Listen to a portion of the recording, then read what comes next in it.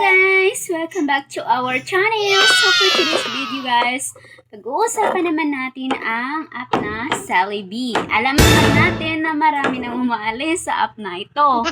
Dahil nga, palaging pending ang kanilang withdrawal. So for today's video guys, ito pala ang dahilan kung bakit pending ang withdrawal sa Celebi. So, sa mga hindi pa alam ang Celebi, ito pala ay isang application which is Korean. Kumbaga, Korean application po ito. Marami itong mga celebrities, mga Korean, ganon. So, dito nga pwede yung mga Pinoy, Indian, Philippines, America, Canada, or kahit anong bansa yan pwede dito sa Celebi app. Kasi nga, may freedom sila sa lahat ng languages. So, dito sa Celebi guys, so, pwede kang maka-earn dito through watching or creating your own videos and original. So, for today's video, pag-uusapan natin kung bakit nga ba pending at bakit maraming umaalis sa Celebi. So, bakit nga ba maraming umaalis? Kasi nga, yung mga withdrawal nila is pending and pending. So, diba, ilang araw mo yun, iipunin yung mga coins mo, pinaghirapan mo, pinanood mo, tapos pending pag-abot sa withdrawal. Kaya yan ang dahilan kung bakit umalis ang mga ka-celebrity, ang mga Celebi creators. Okay. So, ngayon po, kunti na lang mga creators nila, pero alam mo ba na may good news? Kasi yung mga pending na mga income nyo noon is ibinalik ni Celebi at meron silang bagong nilaunch na 0.1 pay. Yung equivalent sa kilong be. May bata dito. Huwag kayong maknig. So, meron silang in-launch ngayon na yung pending before is ibinalik na nila noong July 1 pa nagsimula. Ibinalik nila. Oh. Yung mga pending, nabalik na yung sa akin. Kaso lang, wala akong pang Ethereum, wala akong pang cash out pang Ethereum para ma-withdraw ko yun. So, i-stack muna doon sa aking wallet. So, alam nyo ba guys na ang Celebi is, grabe guys, malaki talaga ang kitaan doon sa Celebi. Marami na nagsasabi noon. Kaso lang, nagka-problema sila sa networking, sa Ethereum. So, ngayon, meron silang bagong launch na July 1 sila nagsimula. Ibinilik na nila yung mga pending. Kung isa ka sa mga Celebi app na gumagamit noon, puntahan nyo muna ang inyong mga wallet sa Fancy Wallet kasi ibinalik nila yung mga pending nung July 1, 2026. Update ko kayo ngayon, no?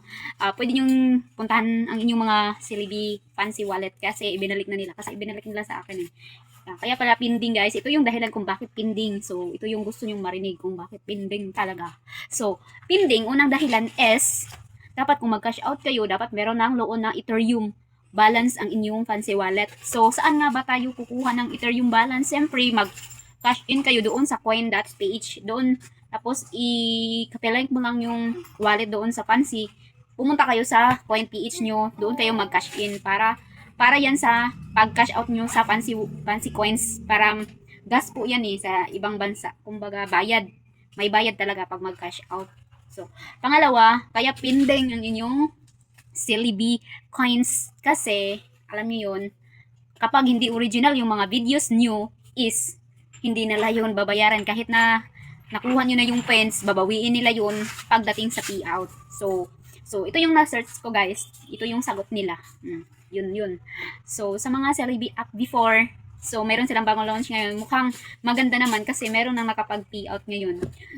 Pero kailangan nyo talagang, lagyan mo muna ng balance ang Ethereum nyo. Kasi yun yung bayad nyo sa, gas fee ba yun ang tawag? Oo. Para mapunta Korean coins kasi yan or Korean peso. So, kailangan yung magbayad. Pero konti lang naman ang bayad. So, depende yun sa networking kung magtaas or sa market kung magtaas yung blockchain o ganun. So, maraming umalis noon kasi nga pending talaga. Siguro nga, bawal kasi sa kay Celebi application yung mga watermark like nag-upload kayo ng videos na merong CapCut na watermark. Alam nyo ba yung watermark? Yung mga may logo bitaw na nakalagay CapCut. TikTok, ganun, Facebook. Kapag yan ang mga videos nyo, huwag nyo nang asahan makapag-payout pa kayo sa Celebi. Alam nyo ba, ang Celebi is gusto nila yung original content, then engaging, so maliwanag ang camera, ganun ang gusto nila. So, kung gusto nyo maging part sa Celebi application, pag-isipan nyo yung mabuti yung mga content niyo. Dapat malinaw yung camera nyo, tapos dapat is engaging, kumbaga entertaining. Kung gusto niyo yung isang niche, kung wari nagluluto kayo, is nagluluto lang kayo. Kung kumakanta kayo, is nagkakanta lang kayo, ganun.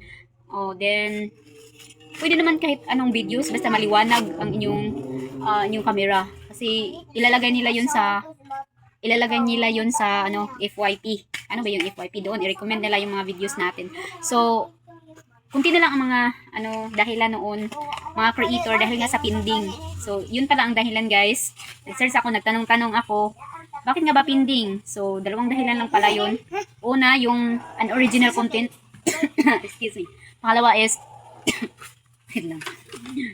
Pangalawa is yung gas fee. Kailangan yung mag-add muna ng Ethereum balance sa inyong mga account para makapag-payout kayo. Hindi nyo basta-basta mapi-payout yung income nyo sa Celebi kung wala kayong balance sa Ethereum sa inyong fancy wallet. Kasi magbabayad pa kayo sa ano yung tawag yun, gas fee. Gas fee yung tawag nun. Oh. Pero kunti lang naman ang babayaran nyo. Pero yung kayo guys, mag-cash in kayo through CoinPay, it's patungo sa fancy, malaki ang bayad nyo. Oo, kaya marami ding umaalis talaga. So, dapat kung mag-cash out kayo sa Celebi, dapat siguraduhin yung malaki na yung kita nyo para makabawi kayo sa gas fee. Kung wari, 50,000 coins yung minimum nila. Gawin mo na lang yung 1 million coins para solid, para mabawi nyo yung gas fee nyo. Kasi, noon, malaki talaga ang kitaan dito sa Celebi. Marami na nakapag-withdraw dyan. So, dahil nga sa pending, nagka-problema sila sa fancy wallet. Sa fancy wallet is nagka-problema sila. Kaya, maraming umaalis. Pero ngayon, meron na silang na-launch. Meron na bumalik na talaga kasi ibinalik na nila yung mga pending. So, isa ka ba sa mga Celebi app na gumagamit noon, puntahan mo muna yung fancy wallet mo ngayon kasi ibinalik nila yung mga pending. So, baka nga ma-withdraw nyo na ngayon. Kasi ibinalik na nila at meron silang bagong update. At maganda naman kasi 1.1 ratio yung equivalent sa fancy wallet nila ngayon. At meron silang sa application na to, meron silang pagbabago. So, mabilis ka lang makakuha ng points ngayon kaysa before. So, yun na. Thank you for watching. Don't forget to share and like kung nagustuhan nyo at kung ano pang gusto nyong paggawa ng video. So, ayan. Mag-comment lang kayo sa ating comment section.